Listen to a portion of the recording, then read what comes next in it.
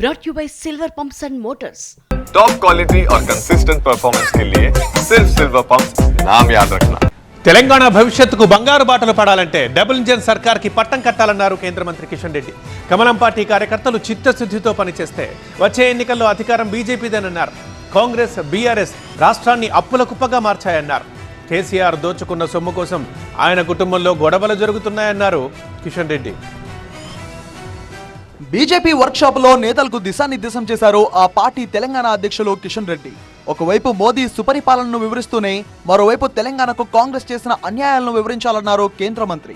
నరేంద్ర మోడీ గారి ప్రభుత్వము గత 11 సంవత్సరాలుగా ఏ రకంగా రైతులకు విద్యుత్తును అందిస్తా ఉందో ఇది కాంగ్రెస్ వాళ్ళని సవాల్ చేస్తా ఉన్నాం.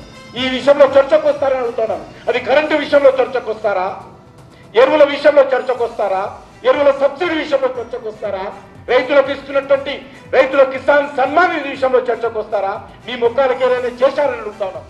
బీఆర్ఎస్, కాంగ్రెస్ కలిసి తెలంగాణను అప్పుల కుప్పగా మార్చిందన్నారు కిషన్ రెడ్డి. తెలంగాణ రాష్ట్రానికి భవిష్యత్తు అవినీతికి అంతు లేకుండా పోయి ఎవరికి దోచింది వాళ్ళు దోచుకుంటున్నారు. తెలంగాణ రాష్ట్రం చాలా బాధ.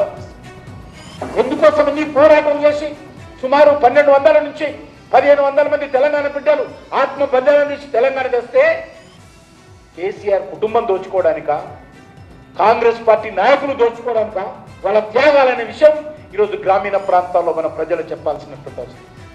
తెలంగాణ అభివృద్ధి నరేంద్ర మోదీతోనే సాధ్యమన్నారు బీజేపీ తెలంగాణ చీఫ్. ఈ తెలంగాణ రాష్ట్రంలో భవిష్యత్తు రావాలంటే తెలంగాణలో డబుల్ ఇంజన్ సర్కార్ తప్ప మరో ప్రత్యామ్నాయం లేదనే విషయాన్ని మనం చెప్పాల్సిన అవసరం. గుండె మీద చేయి వేసుకొని ధైర్యంగా వెళ్ళాలి.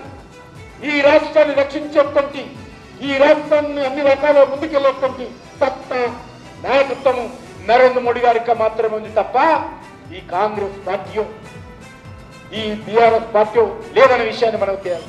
రేవంత్ రెడ్డి తెలంగాణ అభివృద్ధిని గాలికొదిలేసి అందాల పోటీలంటూ తిరిగారని ఎద్దేవా చేశారు కిషన్ రెడ్డి. కాంగ్రెస్ ప్రభుత్వం ప్రజలను పట్టించుకోవడం లేదన్నారు ఆయన. బీజేపీ కార్యకర్తలంతా ప్రజలకు అందుబాటులో ఉండాలన్నారు కేంద్ర మంత్రి.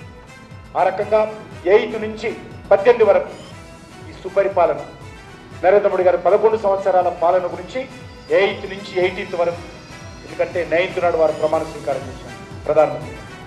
కాబట్టి ఈ 10 రోజుల పాటు అద్భుతంగా కార్యక్రమాలను విజయవంతం చేయాలి. కాంగ్రెస్ ఇచ్చిన 420 హామీల అమలుపై ఆ పార్టీ నేతలను నిలదీయాలన్నారు కిషన్ రెడ్డి. స్థానిక సంస్థల ఎన్నికలలోపు బూత్ స్థాయి లెవెల్ కి బీజేపీని తీసుకువెళ్లాలని పిలుపునిచ్చారు ఆయన.